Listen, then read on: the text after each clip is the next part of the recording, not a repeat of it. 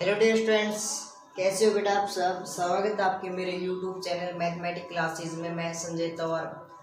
आज जो बेटा अपना लेक्चर है वो 9th क्लास के लिए है बेटा। जो हम स्टडी कर रहे थे लाइंस और एंगल्स के बारे में, हमने एंगल्स बनाने सीखे थे बेटा। अभी तक हमने कंपास से भी एंगल बनाना सीखा और प्रोटेक्टर से भी बेटा।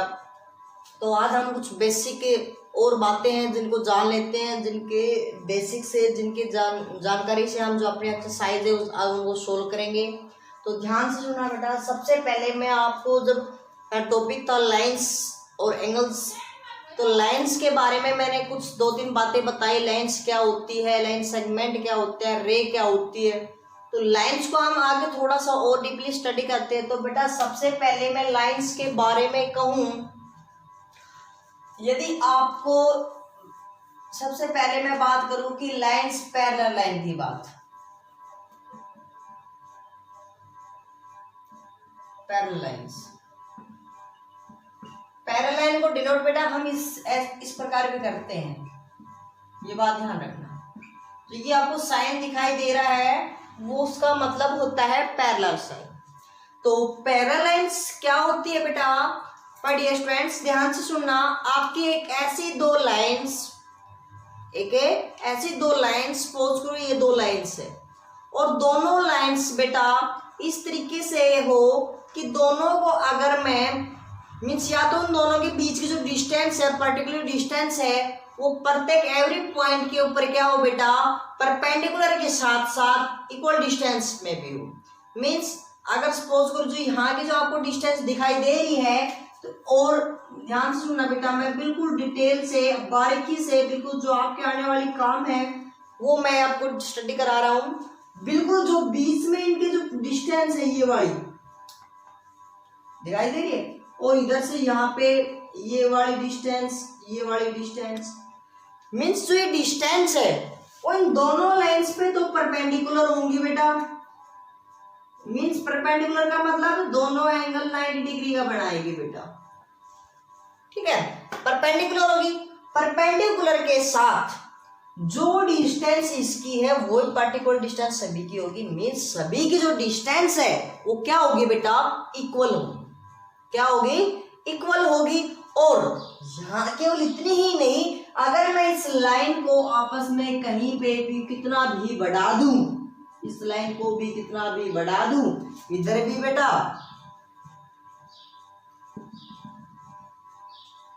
दोनों साइड में इस लाइंस को बढ़ा दूं, तो ये लाइन कहीं पे भी किसी भी पॉइंट पे कट यानी कि आपस में कटे नहीं करेगी। मीन्स जो इनके बीच में हमेशा डिस्टेंस चलती रहेगी वो पर्टिकुलरली यानी सेम रहेगी बेटा।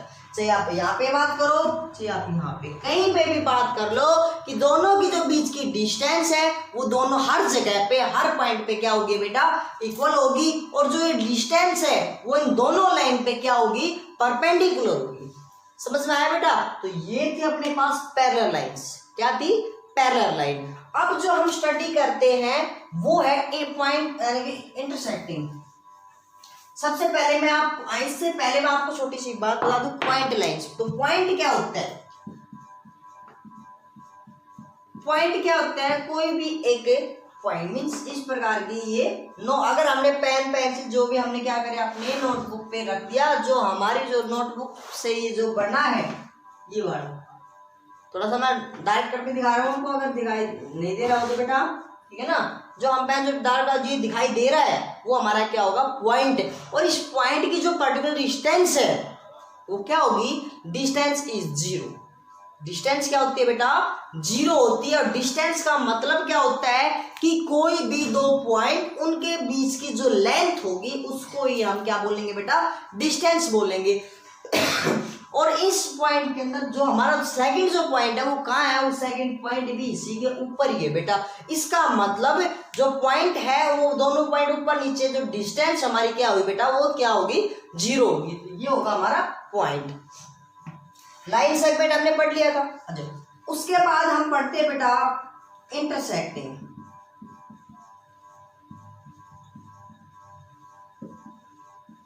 पॉइंट।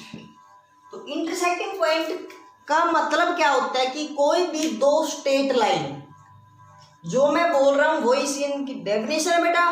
कि क्या बोला मैंने, कोई भी यानी टू स्ट्रेट लाइन और बेटा दो स्ट्रेट लाइन आपस में क्या करते हैं, कट करते हैं एक दूसरे को, और जिस पॉइंट पे उसने कट किया, जिस पॉइंट पे उसने कट किया, इस पॉइंट को हम बोलेंगे पॉइंट, इंटरसेक्टिंग पॉइंट। क्या बोलेंगे बेटा, इंटरसेक्टिंग पॉइंट। जो आपको ये पॉइंट दिखाई दे रहा है जहां पे आपस में मिल रही है, जो एक पॉइंट बनाएगा, इस पॉइंट को हम क्या बोल देंगे बेटा, इंटरसेक्टिंग पॉइंट। अब आता है अपनी जो लाइंस है बेटा, अब देखो पैरेलल लाइंस पढ़ लिया हमने, ठीक है बेटा। कौन करंट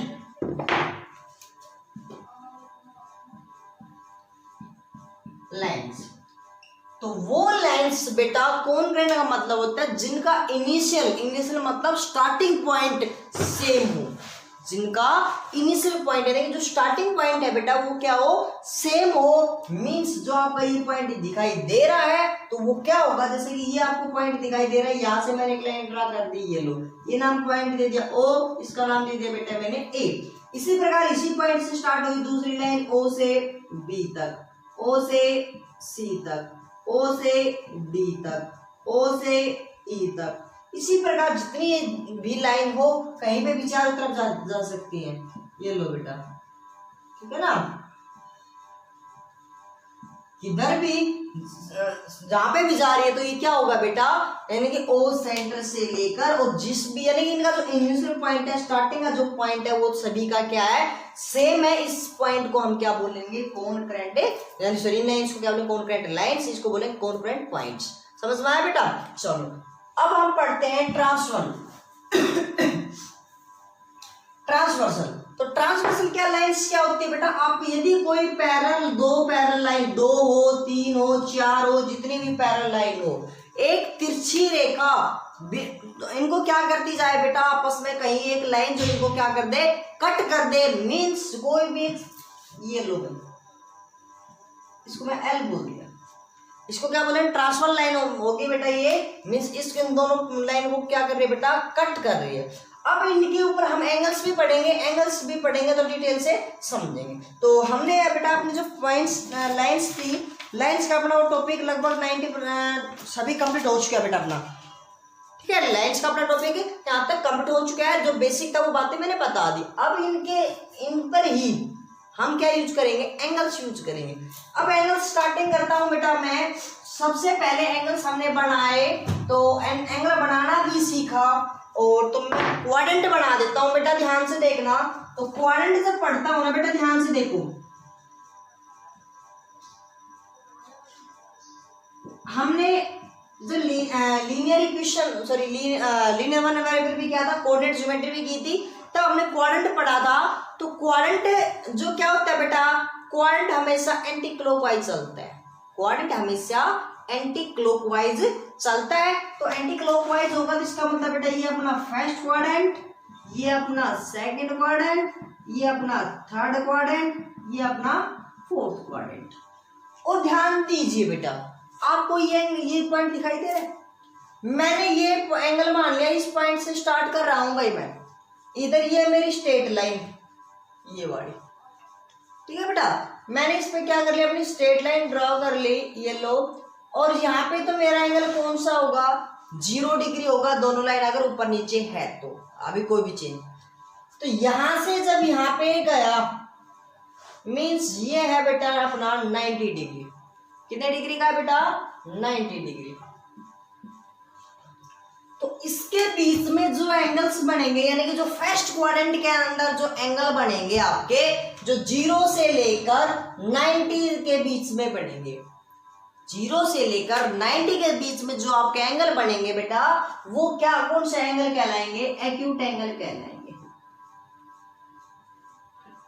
कौन से एंगल कहलाएंगे बेटा, एक्यूट एंगल कहलाएंगे। और जो 90 के ऊपर बनेगा उसको हम बोलेंगे राइट एंगल। ध्यान से सुनना बेटा, यदि ये ग्राफ आपको याद हो गया, ध्यान में आ गया, समझ में आ गया, तो जितनी भी डेफिनेशन है एंगल्स के में सभी आप इस पे सोल्व कर चुके होंगे।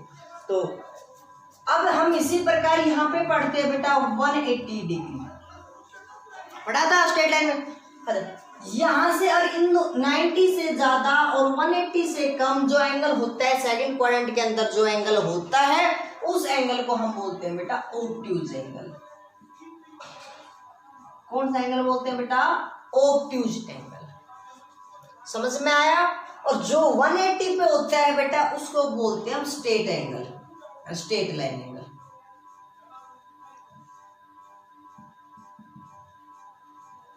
स्ट्रेट लाइंस या स्ट्रेट एंगल, ठीक है बेटा। तो अब एक बात याद, हमने तो इन दोनों के बीच में बड़ी, इन दोनों की अब क्या होगा, अब जो 180 से लेकर 130, तो यहां से तो यहां तक हो जाएगा 270 बेटा, और यहां से यहां तक जब पढ़ेंगे तो यहां से यहां तक हो जाएगा 360, वापस कंप्लीट चक्कर। और हमारा जो कंप्लीट रिवोल्यूशन है वो कितने डिग्री का बनेगा? 360 डिग्री का एंगल बनेगा। अब जो 180 से लेकर 360 तक जो एंगल गया उस एंगल को बोलेंगे रिफ्लेक्स एंगल। कौन सा एंगल बेटा? Reflex angle. यानी कि जो 180 से लेकर 360 के बीच में जो एंगल होगा उसको हम क्या बोलेंगे? Reflex angle. और जो कंप्लीट जो रिविजन चक्कर बना देगा, कंप्लीट जो एंगल बना देगा उसको 360 को क्या बोल देंगे बेटा? हमें कंप्लीट एंगल।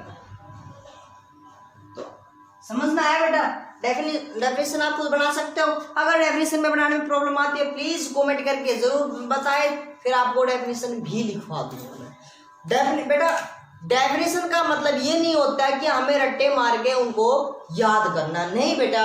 डेफिनेशन का मतलब होता है कि हम उनको समझे कि वो कहना क्या चाह रहा है, कि कहाँ पे कौन सा एंगल बनेगा, कैसे बनेगा, कहाँ से कहाँ तक जो होता है इसको क्या बोलते हैं। जो भी डेफिनेशन है उसको डिटेल से बारीक से समझना ही हमारा मकसद है बेटा।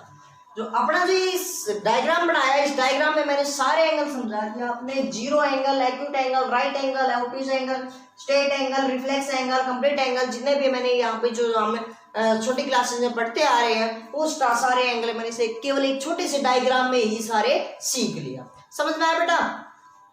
तो आज एंगल्स के बारे में और स्टडी करते हैं। तो देखो, तो अब जो हम एंगल्स के बारे में स्टडी करेंगे बेटा वो क्या, सबसे पहले हम एंगल्स के बारे में स्टडी करते हैं। तो हम पढ़ते हैं बेटा कंप्लीमेंट्री एंगल्स। तो कंप्लीमेंट्री एंगल्स क्या होते हैं बेटा? Pair of two angles, pair of two angles whose sum is 90 degree. ध्यान से सुनो, आपके पास एक 90 डिग्री एंगल है बेटा, ये लो, और मैंने इस 90 एंगल को दो भागों में बांट दिया। मैंने इस 90 डिग्री एंगल को दो भागों में बांट दिया बेटा, और बांट देने पर जैसे सपोज करो ये बन गया। हमें एक बात का पता है बेटा, दो भागों में बांट दिया, सपोज हमें नहीं पता ये कितना है, ये मैंने क्या मान लिया अपनी तरफ से x मान लिया। और कंप्लीट कितने एंगल का है बेटा? कंप्लीट अपने पास 90 डिग्री है, तो ये कितना आ जाएगा बेटा? हमें एक बात का पता है, इन दोनों का समी तो है, समी है ना भाई। मैं कह दूं किसी के पास 90 कोई थिंग है, एक के पास 10 है, तो दूसरे के पास कितनी मिलेगी बेटा? 80 मिलेगी। हमने क्या किया, इस 90 में से इस 10 को क्या कर दिया? माइनस कर दिया, तो हमारे पास क्या बचेगा? 80 बचेगा। इसी प्रकार हम तो क्या करना पड़ेगा? माइनस। तो हम इसको क्या कर देंगे बेटा? अपने पास क्या एंगल बचेगा? ये 90 माइनस में x। तो हमें यहां से दिखाई दे रहा है बेटा अपने जो दो एंगल है, अपने दो एंगल है, एक तो कौन है? x, एक है 90 माइनस x। ये दोनों क्या है बेटा? ये दोनों कंप्लीमेंट्री है। क्यों? क्योंकि इन दोनों का जो सम है वो कितना मिलेगा बेटा? 90 डिग्री मिलेगा। कितना मिलेगा? 90 डिग्री का मिलेगा। मींस अगर हम यहाँ से जो डेफिनेशन बनाए, हमने क्या बनाई कि एक pair of two angles whose sum is 90 degree. और ठीक है बेटा, चलो अब देखो बेटा ध्यान से, एग्जाम्पल लेता हूं मैंने कहा कि find the complementary angle of 63 degree. तो 63 डिग्री का आपको क्या निकालना है बेटा, कॉम्प्लीमेंट्री एंगल निकालना है। तो मैंने क्या कहा कि एक अगर x है तो दूसरी को क्या होना पड़ेगा बेटा 90 माइनस एक्स, तभी तो कॉम्प्लीमेंट एंगल होंगे। तो x की जो वैल्यू है हमें आपने यहाँ पे कितनी दे दी 63, तो एक अगर 63 है तो इसका जो कॉम्प्लीमेंट्री एंगल होगा वो क्या होगा बेटा, मीन्स 90 माइनस में x यानी कि 90 माइनस में 63, तो आपके पास क्या हो जाएगा बेटा जो एंगल है फिर 63, एक सेकंड जो एंगल क्या हो जाएगा बेटा 27 डिग्री। मीन जो अगर 63 का जो हम कॉम्प्लीमेंट एंगल निकाले वो क्या होगा बेटा अपने पास 27 डिग्री होगा। समझ में आया बेटा। तो ये था अपने पास कॉम्प्लीमेंट्री एंगल। अब जो हम एंगल पढ़ते हैं वो होता है सप्लीमेंट्री एंगल। सप्लीमेंट्री एंगल क्या होते हैं बेटा, सप्लीमेंट्री एंगल्स सप्लीमेंट्री एंगल। तो सप्लीमेंट्री एंगल्स क्या होता है कि ये कोई स्ट्रेट लाइन है बेटा, उस यानी कि एंगल पेयर्स ऑफ, यहाँ पे कोई भी एक एंगल ले लिया ये लोग इस पॉइंट पे, ये बेटा 110 डिग्री, चलो कुछ नहीं, तो दो भागों में मैंने बांट दिया। कंप्लीट एंगल मेरे को पता है कितने डिग्री का होता है बेटा 180 डिग्री का होता है। तो वही बात है बेटा उसमें कितने डिग्री का था टोटल 90 डिग्री का, इसमें कितना है 180 डिग्री का। तो हम क्या कह देंगे कि sum of pair of angles, pairs of angles whose sum या फिर सम इज 180, यानी कि दो pair of two angles whose sum is 180, कोई भी दो एंगल जिनका पेयर हो बेटा और आपस में हम सम कर दे, उनका जो सम है वो क्या आ जाए बेटा 180 डिग्री आ जाए, तो हम क्या कह देंगे कि जो एंगल्स है वो कैसे होंगे, सप्लीमेंट्री एंगल होंगे। तो अगर हमसे मीन्स अगर वही बात अपने पास इसको मैं x कहूं तो ये कितना हो जाएगा बेटा आपका 180 माइनस में x। तो हम क्या करेंगे, देखो ध्यान से क्वेश्चन आ जाए, find the supplement end of 110 degree. तो 110 डिग्री का आप सप्लीमेंट फाइंड आउट कीजिए। तो आप हमने क्या बताया बेटा, यदि एक एंगल 110 है तो दूसरी को क्या कर दो 180 में से माइनस कर दो, तो 180 माइनस 110 कितना आ जाएगा बेटा 70 डिग्री, कितना आ जाएगा 70 डिग्री। तो हमने जो पढ़ा बेटा वो हमने सप्लीमेंट्री भी पढ़ लिया, कॉम्प्लीमेंट समझ में आया बेटा, कॉम्प्लीमेंट भी पढ़ लिया। अब एक छोटी सी बात और पढ़ते हैं, एडजस्ट एंगल। वो कहते हैं एडजस्ट कर दो, सॉरी एडजस्ट नहीं एडजसेंट, एडजसेंट एंगल, सॉरी मैंने गलत बोल दिया, एडजस्ट अलग होता है बेटा, एडजसेंट अलग होता है। अगर एडजसेंट की बात करूं तो अपनी भाषा में बात करूं तो सीधा सा मतलब निकलता है पड़ोसी। और बेटा हम पड़ोसी किसको कहते हैं, पड़ोसी उसको नहीं कहते जैसे कि हमारे घर से कोई दूर रहता हो, नहीं, पड़ोसी का मतलब होता है जो हमारे घर से बिल्कुल टच में घर हो, उसकी हमारे घर की और उनके घर की जो दीवार होती है वो दोनों क्या होती है बेटा एक ही होती है।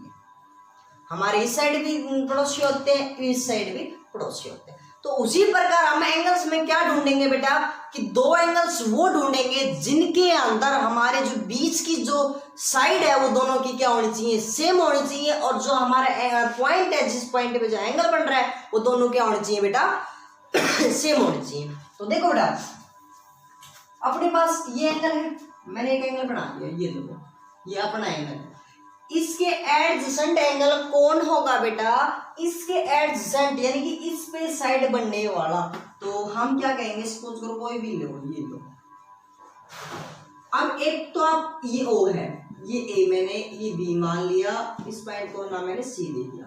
तो एक मिनट के लिए आप इस एंगल को देखो बेटा, दिखाई दे रहा है ए ओ बी, हमने ये एंगल देखा भाई, ये वाला, जब ये एंगल हमने जो देखा इसका एडजेसेंट एंगल कौन होगा, सेम पॉइंट और सेम कोई भी एक साइड, जिधर वाली हो जिधर वाली।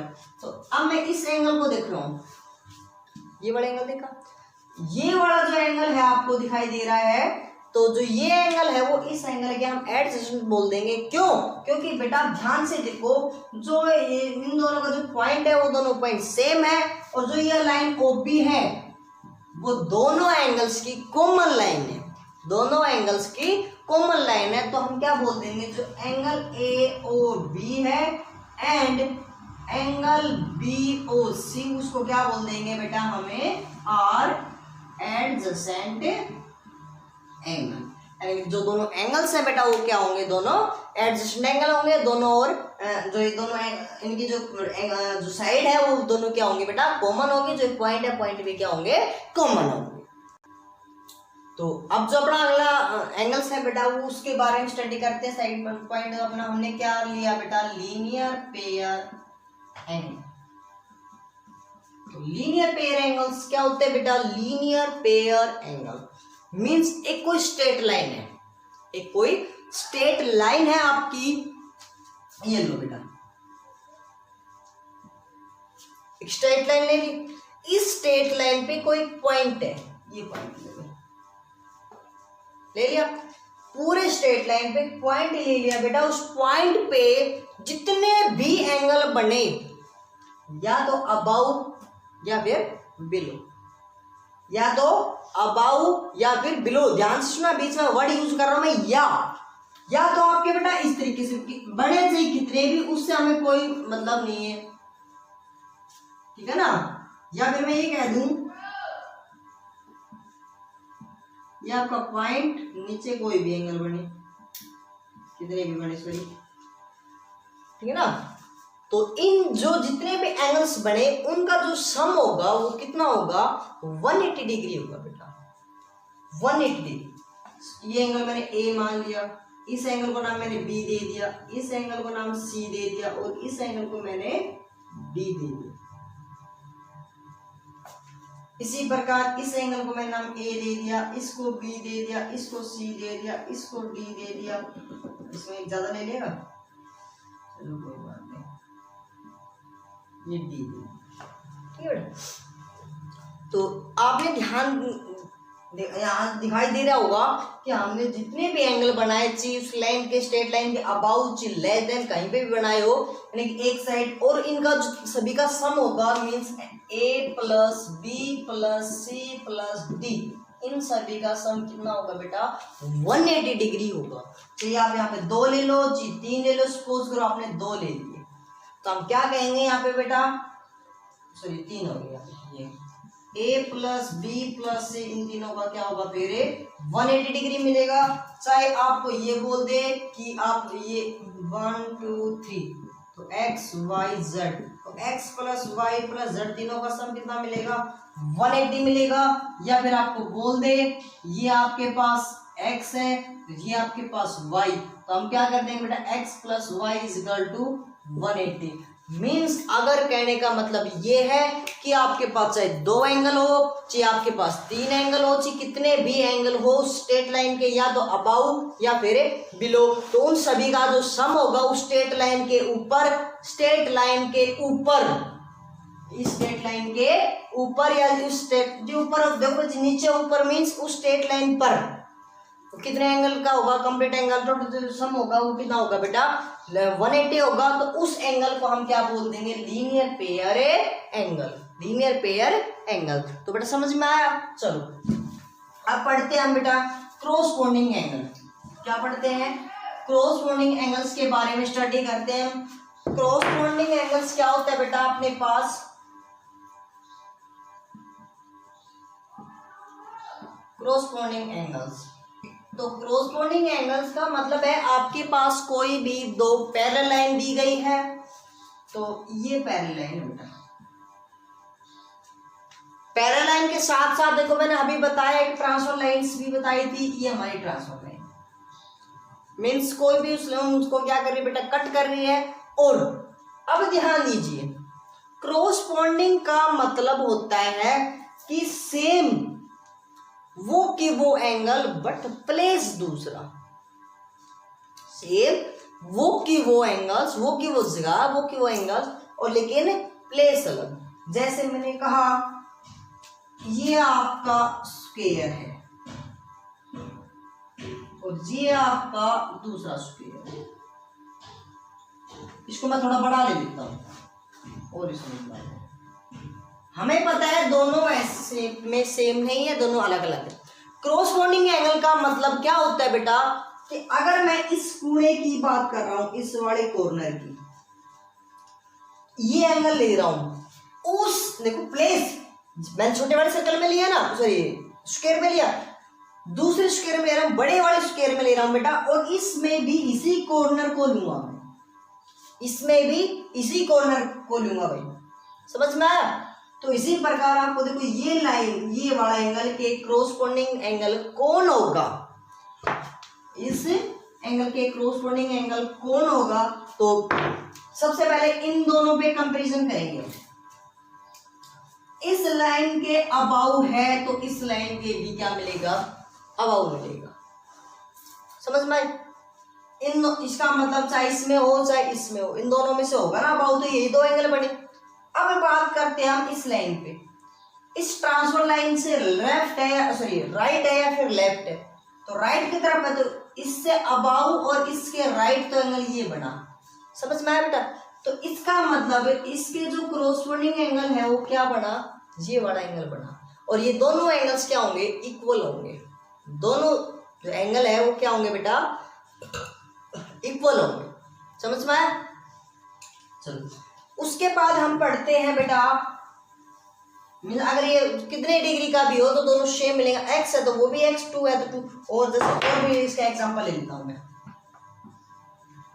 इसके देखते हैं, तो इसके देखते तो इस लाइन वाले से बिलो है तो इससे भी नीचे मिलेगा, इस लाइन से लेफ्ट में तो इसके भी लेफ्ट में ये वाला एंगल मिलेगा, समझ में आया।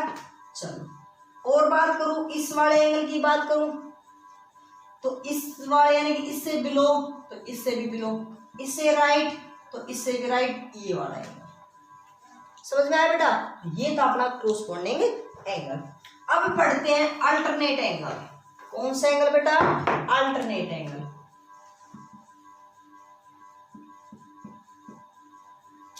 जितने भी एंगल लिखवा रहा हूं बेटा क्लास 5th से लेकर क्लास अबाउ जितनी भी पढ़ोगे आप, बहुत इंपॉर्टेंट है, क्लास 5th से भी इंपॉर्टेंट है।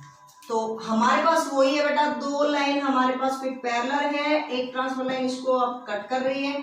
अब ध्यान दीजिए, अल्टरनेट का मतलब है या तो दोनों अंदर मिलेंगे या फिर दोनों बाहर मिलेंगे, या तो दोनों एंगल अंदर मिलेंगे या दोनों एंगल बाहर मिलेंगे।